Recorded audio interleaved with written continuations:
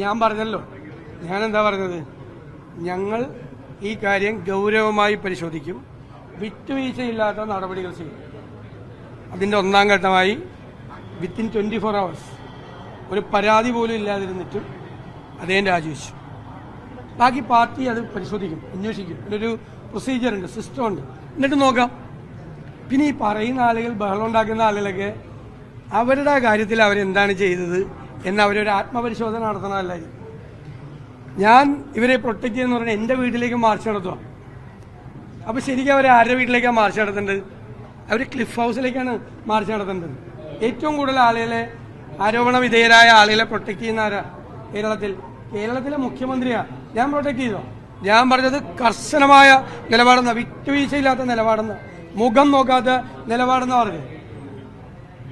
അപ്പൊ ഇതൊക്കെ ഇപ്പൊ കോഴിയും കൊണ്ട് ഒരു പ്രകടനം നടത്തി, കൊള്ളാം, നല്ല തമാശയാണത്. പക്ഷെ കോഴി ഫാം നടത്തുന്ന ആളുണ്ട്, അങ്ങോട്ടല്ലേ പ്രകടനം നടത്തേണ്ടത്? CPM നേതാക്കൾ കോഴി ഫാം നടത്തുവാണ്, അങ്ങോട്ടാണ് ശരിക്കും പ്രകടനം നടത്തേണ്ടത്. ഇതൊരുകൂടി ആയിട്ടല്ല പോയത്, കോഴി ഫാം ഉണ്ട് അവിടെ. ഇതൊക്കെ ഇപ്പൊ BJPക്കാർ സമരം ചെയ്യും. BJPയുടെ ഒരു മുൻ മുഖ്യമന്ത്രി പോക്സോ കേസിൽ പ്രതിയായിട്ടും ഏറ്റവും വലിയ ഉന്നതാധികാര സമിതിയിൽ ഇരിക്കുന്നുണ്ട് BJPയുടെ. ഞാൻ പേരൊന്നും പറയുന്നില്ല. ഉന്നതാധികാര സമിതി, BJPയുടെ ഇന്ത്യയിലെ ഏറ്റവും വലിയ ഉന്നതാധികാര സമിതിയിൽ ഒരു മുഖ്യമന്ത്രി ഇരിക്കുകയാണ്, പോക്സോ കേസിൽ പ്രതിയാണ്.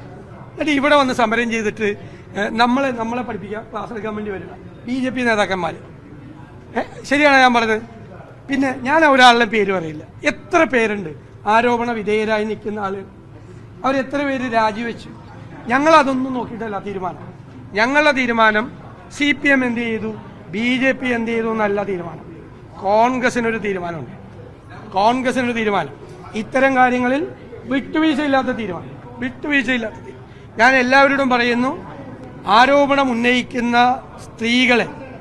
സ്ത്രീകൾക്കെതിരായി, ഒരു സ്ത്രീക്കുമെതിരായിട്ട് ഒരു സമൂഹ മാധ്യമത്തിലൂടെ ഒരു പ്രചരണം ആരും നടത്തരുത്, ഒരു UDF പ്രവർത്തകരും നടത്തരുത്. നടത്തി ഞങ്ങൾ അറിഞ്ഞാൽ, കോൺഗ്രസ് പ്രവർത്തകരാണെങ്കിൽ ഞങ്ങൾ അവർക്കെതിരെ നടപടിയെടുക്കും. ഒരു സ്ത്രീക്കെതിരെ നടത്താൻ പാടില്ല. അത് ശ്രദ്ധയിൽപ്പെട്ടാൽ അത് നടപടിയെടുക്കും. അത് തെറ്റാണ്. അത് കോൺഗ്രസിന്റെ കൾച്ചറല്ല, കോൺഗ്രസിന്റെ സംസ്കാരമല്ല. അങ്ങനെ ചെയ്യാൻ പാടില്ല. ഒരു സ്ത്രീയെയും സമൂഹ മാധ്യമത്തിലൂടെ വേട്ടയാടാൻ പാടില്ല. അത് കോൺഗ്രസ് ഒരു കാരണവശാലും അനുവദിക്കില്ല. ഏതെങ്കിലും കോൺഗ്രസ് പ്രവർത്തകർ വേറെ ആരെങ്കിലും കണ്ടിട്ട് ആവേശഭരിതരായിട്ട് അത് ചെയ്യരുത്, അതിൽ നിന്ന് പിന്മാറണം എന്നാണ് എൻ്റെ അഭിപ്രായം. രാഹുൽ രാജിവെച്ചതാണോ അതല്ല എങ്കിൽ പാർട്ടിയുടെ നടപടിയാണോ? അതെ, ടെക്നിക്കൽ ക്വസ്റ്റ്യൻ. ഞാൻ രാവിലെ പറഞ്ഞല്ലോ, കർശനമായ നടപടിയാണെന്ന് പറഞ്ഞല്ലോ. അല്ല, അത് ഞാൻ പറഞ്ഞല്ലോ.